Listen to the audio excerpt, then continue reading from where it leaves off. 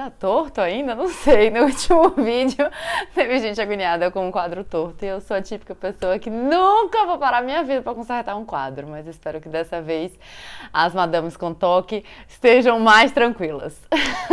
Posso falar uma coisa, gente? Eu tô super feliz com os vídeos que eu tô trazendo aqui pro canal. Não é que em outras épocas eu não estivesse, mas era um objetivo, uma meta, um compromisso meu variar os assuntos aqui do canal. Eu adoro falar de moda, inclusive até a próxima semana, com certeza, entra o vídeo de tendências, é porque ele é bem trabalhoso de editar, tendências do verão 2019, mas, apesar de amar falar de moda e beleza, eu adoro falar de outros assuntos, e hoje, seguinte, minha gente, trouxe os livros do primeiro semestre para compartilhar com vocês, pequenas resenhas, pequenas opiniões, espero que vocês gostem. Vamos ao vídeo, sem uma introdução muito grande, senão ficar chato, né?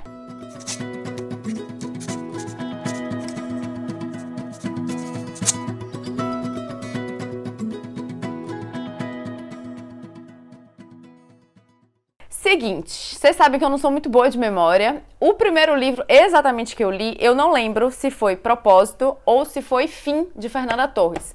Só que Fim, eu não tô conseguindo achar em lugar nenhum dessa casa. Então eu vou colocar só a imagem aqui do lado, fazer uma montagem pra vocês verem a capa e quando virem aí pelas livrarias, caso se interessem, fique mais fácil pra vocês entenderem. Fim é uma narrativa escrita por Fernanda Torres, eu acho ela incrível como atriz, como pessoa, as entrevistas que eu vejo. Fiquei muito curiosa pra ver esse lado escritora dela. Ela tem outros livros, Glória, Cortejo de Horrores, e tem...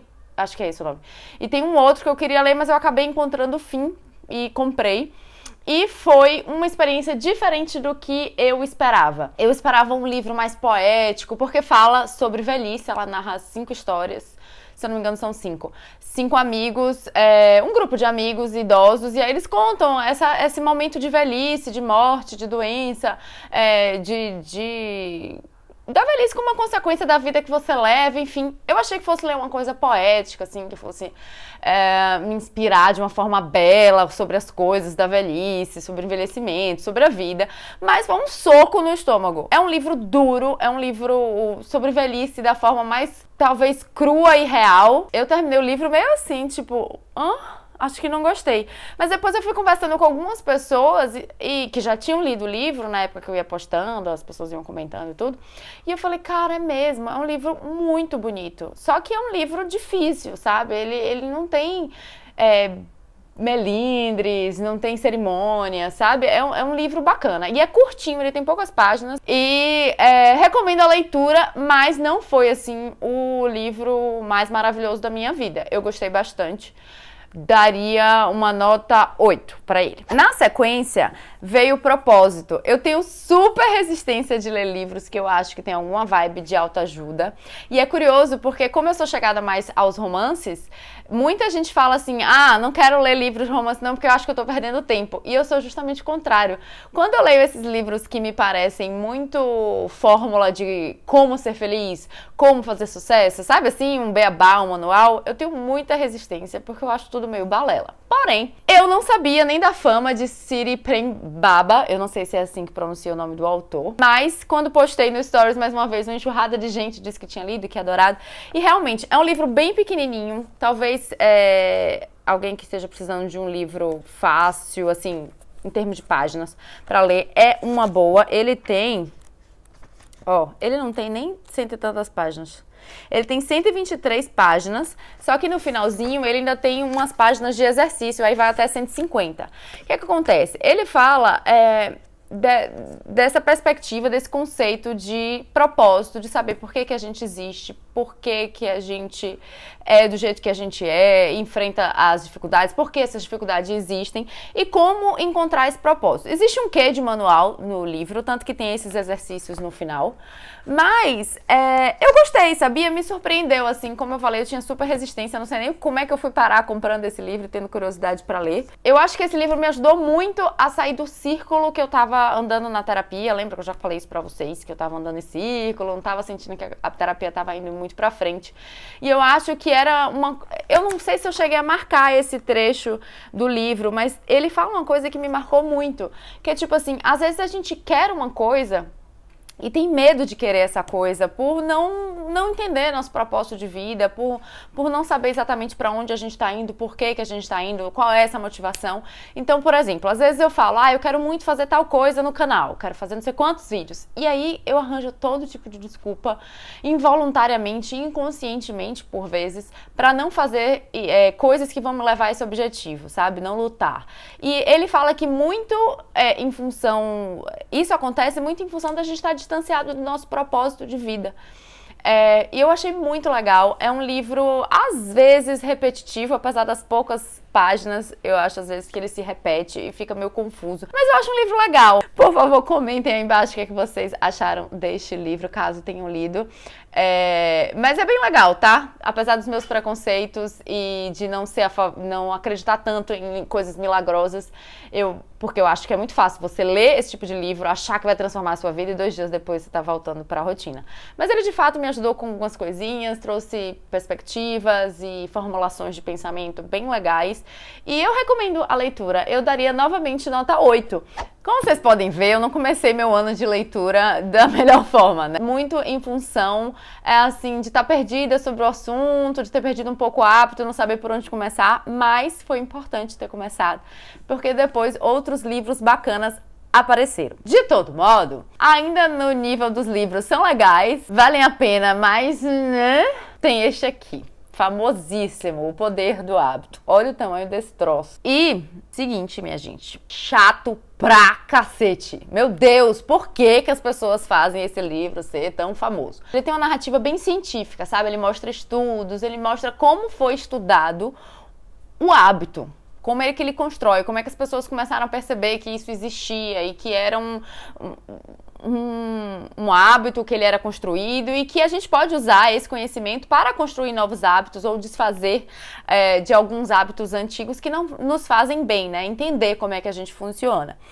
E o assunto em si é muito interessante, só que o cara, esse Charles eu não sei dizer esse sobrenome, enfim, rapazinho Charles aqui, menino Charles, é prolixo. Minha gente, ele é prolixo. Eu, às vezes, li o livro assim, tá, querido, já entendi. Tá, querido, já entendi. Já entendi. Porque, às vezes, ele narra algum processo, alguma história de algum personagem que participou de um estudo clínico que desenvolveu alguma informação importante. De fato, é uma informação importante. Mas ele demora páginas e mais páginas e mais páginas contando 1000 detalhes. Quando você já entendeu, já pegou a sacada que ele quer passar, sabe? Então eu achei um livro chato. É realmente poderoso você perceber que você consegue substituir hábitos, que você não está presa a eles, que você consegue construir novos hábitos, e isso é muito bacana. Só que o livro em si é chato. E aí com isso, eu comecei o livro e o filme, e o vídeo, da pior maneira possível, né? Só desanimando a galera da leitura, mas eu juro que tem muita coisa maravilhosa ainda para falar com vocês. Então vamos para a parte boa das leituras desse primeiro semestre. O primeiro desses 3 livros, que abre aí a sequência de livros maravilhosos, é esse aqui, O Sol para Todos. Eu não conhecia o livro, ele é super famoso, assim, digamos, um clássico. Ele já recebeu um prêmio Pulitzer de literatura. E eu confesso que eu olhei pra ele por causa da capa, que é maravilhosa. Essa combinação de rosa e laranja é incrível. Ele tem, não são muitas páginas não, 348, 350, que costuma ser um volume de páginas que eu descobri que é confortável pra mim. Eu gosto, não é um livro demorado, sabe? Ele conta a história de um advogado lá no século, sei lá, gente, em que ano passa, mas tipo 1900 e qualquer coisa, 1930 nos Estados Unidos. Tem um advogado que ele defende um rapaz negro da acusação de estupro. Era tipo assim, defendeu o indefensável, basicamente. E o livro todo é contado sobre o ponto de vista da filha dele. Ela é muito fofa, muito sagaz, muito inteligente, muito criança, sabe? Muito pura. É incrível acompanhar uma história pesada como essa, de um caso de estupro, de racismo, mas até acho que no caso de estupro, do ponto de vista de uma criança. É uma leitura fácil, é uma leitura gostosa, é uma leitura interessante, instigante. Eu gostei muito desse livro, assim, a minha nota 10, porque é incrível de ler. Ele chama aqui atrás do livro como um clássico moderno, o melhor romance do século XX, e eu acho que ele é isso tudo mesmo. É um livro incrível, parece que tem um filme antigo baseado neste livro. Eu achei interessantíssimo. Eu terminei assim com vontade de abraçar, sabe? A personagem, abraçar o livro, abraçar a história. E adorei mesmo, recomendo muito a leitura de O Sol para Todos. Indo adiante, finalmente consegui comprar um livro de Chimamanda. Esse livro veio até, eu comecei a ler ele logo depois que eu falei no Instagram. Alguém me perguntou assim, naquela coisinha de perguntas: você ainda frequenta igreja, tal? Porque minha família é toda evangélica, né? Então eu cresci dentro da igreja e frequentei até os 20 anos. Então aí já tem quase 10 que eu não frequento mais. E eu tava explicando, enfim, que eu mantenho a fé, mas que me decepcionei muito com as pessoas, com a hipocrisia, enfim, blá, blá, blá, blá, blá. E este livro, minha gente, é exatamente sobre isso.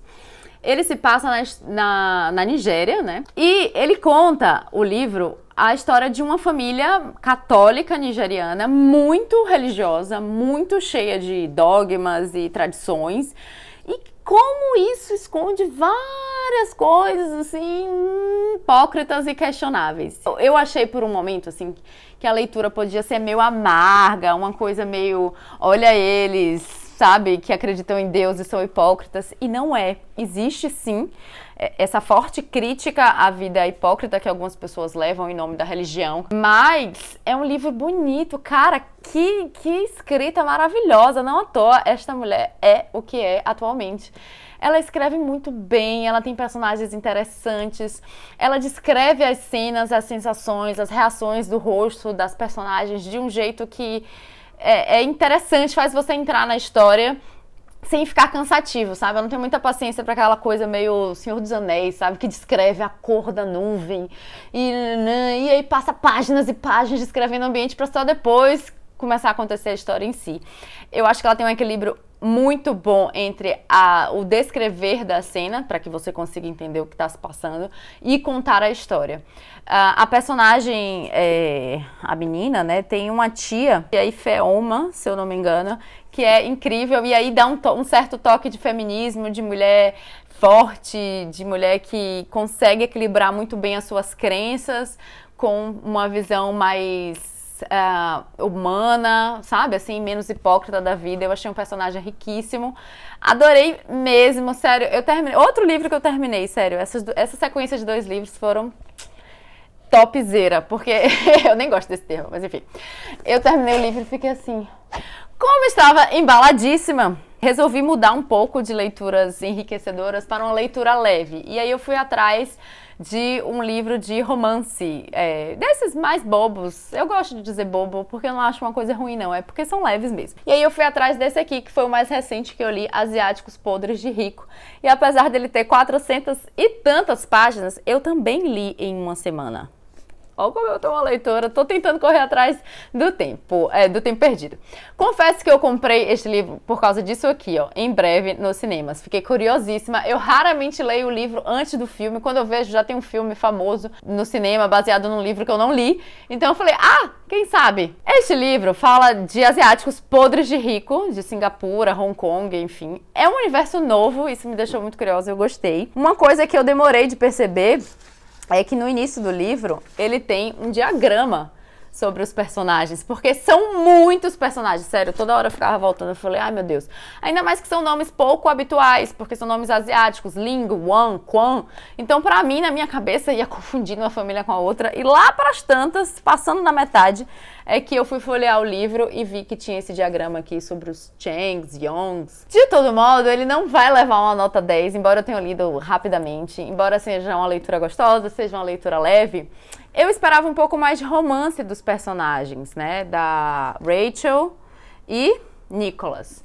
E assim, parece que eles são o pano de fundo para contar como as famílias de Singapura e Hong Kong e a China são muito ricas. Então eu achei o livro meio sem propósito, sabe? Eu dou uma nota 6, 7. Porque quando eu achei, assim, que o romance ia engatar, ele já tava, tipo assim, faltando 50 páginas. 80 páginas. A escrita do cara é bom, mas eu achei que faltou um pouco de desenvolvimento na história.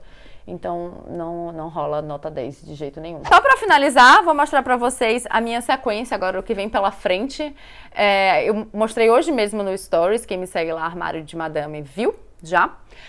Comprei esses 2 livros hoje, aproveitei que estava no shopping e comprei Os Imortalistas, de Chloe Benjamin. E para voltar ao mundo dos clássicos, em breve, lerei 100 Anos de Solidão, de Gabriel Garcia Marques. Esse senhorzinho aqui maravilhoso. Então, assim, em breve, volto para contar desses 2 livros ou de outros livros. Espero que vocês tenham gostado desses meus livrinhos todos. A essa altura, estou começando o meu 6º livro da minha meta de 16, né? Então agora no final de julho, agosto.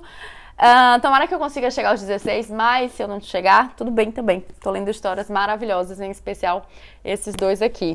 Madames, é isso. Livros contados, resumidos, compartilhada a minha experiência. Espero que vocês gostem, que leiam muito, porque é muito gostoso. Consigam administrar seu tempo aí entre redes sociais, TV, Netflix e livros. Vale a pena diversificar. E a gente se vê em breve aqui no canal. Esse textinho você já sabe, né? Beijo, tchau!